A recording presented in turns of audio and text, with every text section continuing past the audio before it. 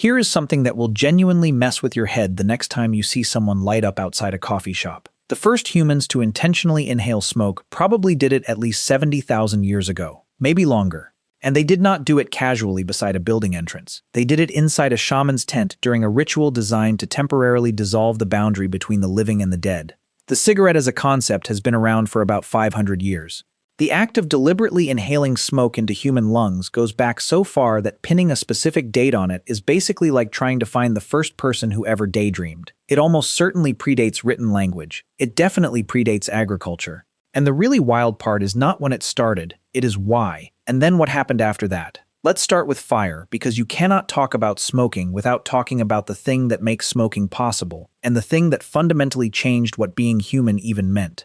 Humans have had a complicated relationship with fire for somewhere between 400,000 and 1,000,000 years, depending on which evidence you accept. And somewhere in that enormous stretch of time, somebody noticed something. Plants placed near fire or directly on fire produce smoke, and certain smokes do specific things to people nearby. Some smokes repel insects, some smokes preserve meat, some smokes, and this is the one that changes everything, produce noticeable psychological effects in anyone who breathes them. Whether that first discovery happened through accident or through deliberate experimentation is something we will never know for certain. But we do know that by the time modern humans were leaving clear archaeological records, the deliberate use of psychoactive plant smoke was already a sophisticated and established practice with specific rituals attached to it. Here is the part most people skip over. The earliest deliberate smoking in human history was almost certainly not recreational. It was not about stress relief after a long day of hunting. It was not about having something to do with your hands at a social gathering. It was medicine. It was religion. It was the technology through which certain specific people in a community accessed altered states of consciousness that were understood as contact with supernatural forces, healing energies, and ancestor spirits, depending on which culture you are looking at. The shaman, the healer, the spiritual specialist of the community, was typically the person doing the smoking, and what they were smoking was selected very carefully for its specific effects. This was not casual, this was technical. The person doing it had usually undergone years of training to use the smoke correctly and to interpret what the altered state of consciousness produced. Archaeological evidence from sites in southern Africa dated to approximately 70,000 years ago shows the presence of plants known to produce psychoactive effects when burned. Evidence from burial sites across Eurasia shows ritual plant burning practices so consistent across completely separate cultures that they almost certainly developed from a shared ancient origin. A 5,000-year-old brazier discovered in Romania contained the residue of burned hemp and cannabis. Ancient Scythian burial sites from the 5th century BCE, documented by the Greek historian Herodotus, described elaborate steam-bathing rituals that involved throwing cannabis onto hot stones inside enclosed tents and inhaling the resulting smoke with what he described as howls of pleasure, which is either an ancient review or an ancient warning, depending on how you look at it. Now here is where it gets genuinely interesting and considerably more complicated.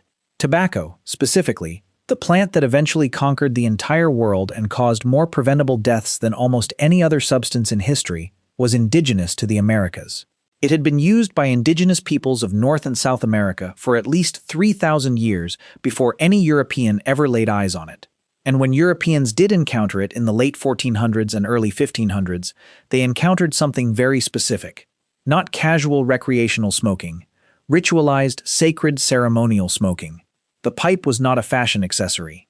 It was a religious object. Smoking was not a habit, it was a ceremony. The tobacco plant was understood as a gift from the spirit world that needed to be treated with reverence and used with intention. Christopher Columbus's crew was among the first Europeans documented to observe tobacco smoking in 1492. They brought samples back to Europe, and then something happened that illustrates one of the most consistent patterns in human history. Europeans took a sacred ceremonial object from an indigenous culture, stripped it of every ounce of its cultural and spiritual context, decided it was extremely fun, and immediately began doing it recreationally at an industrial scale. Within 50 years of first contact, tobacco was being traded across Europe. Within 100 years, it had reached the Middle East, Asia, and Africa. The entire globe had been introduced to tobacco faster than almost any other product in recorded history up to that point. The world had apparently been waiting for it. The economic machine that built up around tobacco is one of the more clarifying stories about how human institutions actually work when money is involved in sufficient quantities. The Virginia colony in America was saved from economic collapse in the early 1600s entirely by tobacco farming. It became so valuable so quickly that it was used as actual currency in Virginia for a period of time. You could pay rent, settle debts, and purchase goods with tobacco leaves. The labor required to grow it at the scale the market demanded drove the expansion of the transatlantic slave trade in ways that shaped the entire trajectory of American history. An enormous percentage of the suffering in American history can be traced back in a direct line to the economics of a plant that makes people feel briefly calm when they inhale its smoke. Let that land for a second. By the 1800s, smoking was thoroughly normalized across most of the world.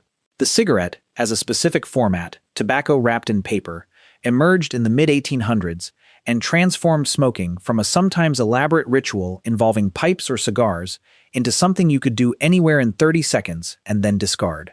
The mass production of cigarettes beginning in the 1880s changed everything again. By 1900, cigarettes were being produced by the billions and marketed aggressively as sophisticated, modern, healthy, and desirable. Yes, healthy. Tobacco companies in the early 20th century ran actual advertising campaigns featuring physician endorsements, claims that smoking soothed the throat, and suggestions that certain cigarette brands were recommended by doctors for patients with respiratory conditions. This is not a conspiracy theory. These advertisements exist and are documented. The industry knew, internally, by the 1950s at the latest, that its product caused lung cancer. They spent decades and hundreds of millions of dollars funding doubt and suppressing that information. Here is the specific thing that makes this genuinely enraging rather than simply historically interesting. A secret memo from a tobacco industry research conference in 1969 contained the following internal strategic principle, stated plainly: that doubt is their product, since it is the best means of competing with the body of fact that exists in the mind of the general public. They were not trying to prove cigarettes were safe. They were specifically trying to manufacture enough confusion about the science that people would not feel certain enough to quit. The strategy worked for decades. It is now used by virtually every industry facing an inconvenient scientific consensus about the harms of their product. Tobacco did not just give the world a carcinogenic product. It invented the modern playbook for fighting inconvenient scientific evidence. That playbook is still being used today by different industries on different products, and you should probably know that. The global picture of tobacco today is simultaneously a story of significant progress and a story of almost incomprehensible ongoing scale. Smoking rates in wealthy Western countries have declined substantially since the 1960s, when about half of American adults smoked. Current rates in the United States are around 11%. European rates vary by country but have also declined significantly. These are genuine public health achievements resulting from decades of regulation, taxation, smoking bans in public spaces, and aggressive public education campaigns. Meanwhile, the tobacco industry responded to declining sales in wealthy countries by aggressively expanding into lower-income countries with fewer regulations, less taxation, and younger populations. Approximately 1.3 billion people currently smoke tobacco worldwide. About 8 million people die from tobacco-related illnesses every year. The industry that is causing this operates legally, lobbies governments actively, and generates revenue of approximately $900 billion globally in 2023. The person who lit that first deliberate fire near a psychoactive plant 70,000 years ago in a ceremony intended to contact the spirit world would not recognize anything about a modern cigarette factory. They would probably find the cigarette itself bizarre, the scale of it incomprehensible, and the idea of inhaling smoke purely out of habit rather than for a specific spiritual purpose genuinely confusing. What connects them to the 3 trillion cigarettes manufactured every year is something more basic. Smoke does something to humans. It always has. What we do with that fact, what systems we build around it, what we choose to do with the information we now have about what smoke does to human lungs, that part is entirely on us. Before you go, I hid a small golden coin somewhere in this video. First person to find it, and tell me where in the comments gets a $20 gift card. It is easier to find than you think. Good luck.